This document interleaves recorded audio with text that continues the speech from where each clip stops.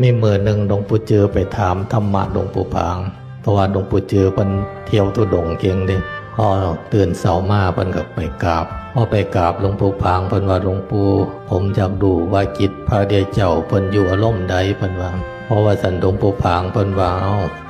จิตพระเดียเจ้าเพิ่นอยู่อารมณ์เดียวเอกคตาจิตเอกคตาลมกับจิตนี่รวมเป็นหนึ่งเดียวมันจังเข้าสมาธิได้เมื่อจิตเข้าสมาธิแล้วมันเข้าไปสู่องค์ฌานเพิ่นว่าฌานเรียกว่าฌานสมาบัติพออยู่ในองค์ฌานนั่นจิตเป็นพระเดียเจ้ากายก็เป็นพระเดียเจ้าพอถอนออกมาจิตเป็นปุถุชนธรรมดากายก็เป็นปุถุชนธรรมดาเพิ่นว่าบัดย่ามเข้าสมาธิจิตจังเป็นเพราะว่าสันหลวงปู่ผางเพิ่นบอกแล้วเพิ่นก็ไปอยากได้ไปเฮ็ดเอามาถามเฮาก็ได้แต่ถามท่านสมมติว่าสิมาให้เฮาเมตตาให้ท่านเฮาเกิดท่านพระพุทธเจ้าเฮาก็สิไปขอให้พระพุทธ